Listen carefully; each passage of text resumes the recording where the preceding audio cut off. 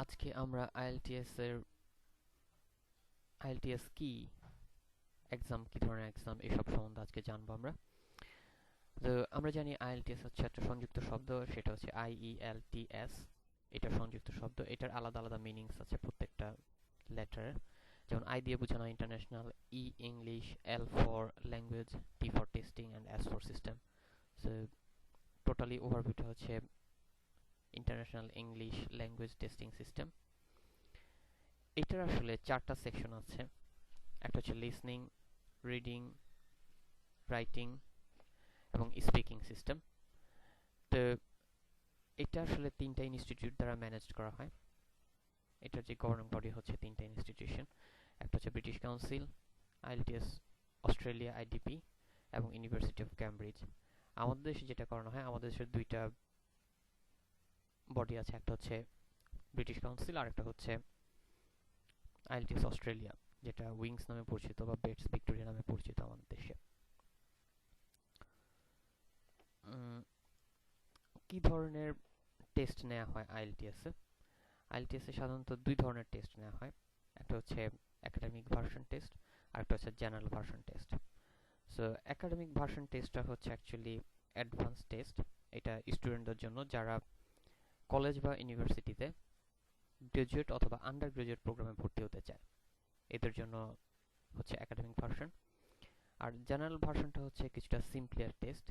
এটা অ্যাকচুয়ালি আপনি কোথাও গেলে, লাইক ইমিগ্রেন্ট হয়ে গেলে, সেখানে থাকার জন্য আপনাকে যে সোশ্যাল বা নেটওয়ার্ক এডুকেশনাল কন্টেক্সটগুলি করতে হয়, সেজন্য আপনি জেনারেল টেস্ট করতে পারেন।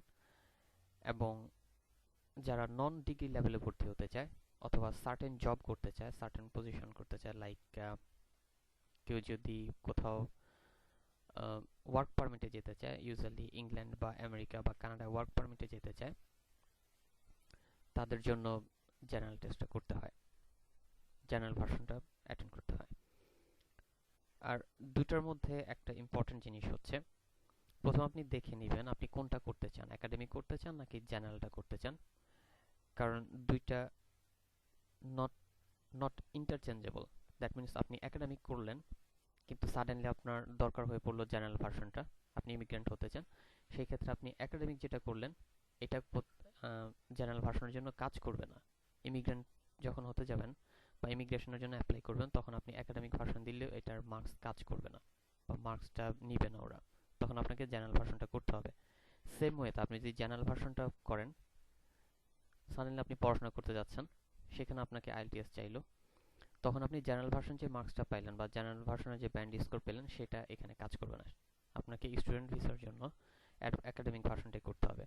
সো প্রথমে থিঙ্ক করে নেবেন আপনি কোনটা করবেন, একাডেমিক ভার্সন করবেন নাকি জেনারেল ভার্সন করবেন, কারণ দুইটা নট ইন্টারচেঞ্জেবল। আরেকটা ব্যাপার হচ্ছে, আপনি একাডেমিক ভার্সনটা করলেন, তারপর আপনার জেনারেল ভার্সনটা দরকার হলো, আপনি জেনারেল ভার্সনটাও পরীক্ষা দিতে পারবেন, এমন না যে আপনি সময় থাকা অবস্থার পরীক্ষা দিতে পারবেন না। যে কোনো সময় আপনি পরীক্ষা অ্যাটেন্ড করতে পারেন, যে কোনো একটা স্কোর থাকলেও অন্যটা অ্যাটেন্ড করতে পারবেন, এটা এমন কোনো সমস্যা না। তারপর আমরা দেখছি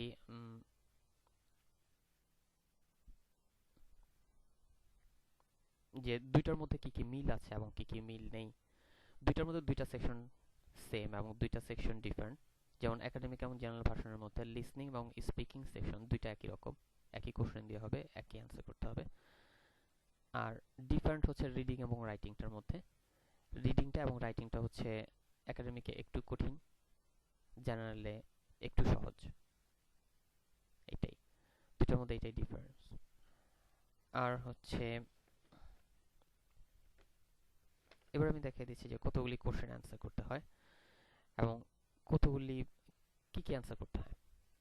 সেটা হচ্ছে আপনি লিসনিং এর মধ্যে দেখবেন, লিসনিং হচ্ছে 60 মিনিটস লং, 60 মিনিট লম্বা, 60 মিনিট ধরে এক্সাম হবে। এটার মধ্যে 40টা কোশ্চেন থাকবে, 40টা কোশ্চেনের জন্য 40 মার্কস ক্যারি করবে।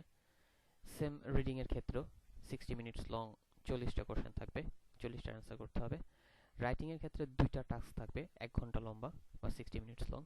2টা টাস্কের মধ্যে প্রথম টাস্ক 150 ওয়ার্ড ম্যাক্সিমাম, আর দ্বিতীয় টাস্ক হচ্ছে 250 ওয়ার্ড আপনাকে লিখতে হবে। এটা অ্যাকচুয়ালি জেনারেল ডাটা, ম্যাক্সিমাম বা মিনিমাম বলতে কিছু নেই, 150টার মধ্যে আপনাকে রাখতে হবে আর 250-এর মধ্যে রাখতে হবে। এটা হচ্ছে 60 মিনিটস লং। আর স্পিকিং হচ্ছে 11 থেকে 14 মিনিট লম্বা থাকে, সেটার মধ্যে 3টা পার্টস থাকে। প্রথম পার্টে সাধারণ কোশ্চেন জিজ্ঞেস করবে, সেকেন্ড পার্টে একটা টাস্ক দেওয়া হবে, থার্ড পার্টে একটা টাস্ক দেওয়া হবে যেটা সম্বন্ধে বিশদভাবে আপনাকে আলোচনা করতে হবে। তো এটা বেশি লম্বা না, এটা হচ্ছে 11 to 14 মিনিটস লং। এটা আপনি এক্সামিনারের সামনে এক্সাম দিবেন। আর বাকি যে 3টা আছে সেটা এক্সামিনার না, আপনাকে খাতায় লিখতে হবে বা কম্পিউটারে লিখতে হবে, ভিন্ন ব্যাপার। খাতায় লিখতে হবে, টাস্ক রাইটিং যেটা সেটা আপনাকে লিখতে হবে, রিডিংটা লিখতে হবে, লিসনিংটা অ্যান্সার করতে হবে। আর স্পিকিংটা হচ্ছে এক্সামিনারের সামনে আপনাকে এক্সাম দিতে হবে, এই জন্য এটা কম, এটা হচ্ছে 11 to 14 মিনিটস। মোটামুটি এই হচ্ছে ওভারভিউ আইএলটিএস এর। তো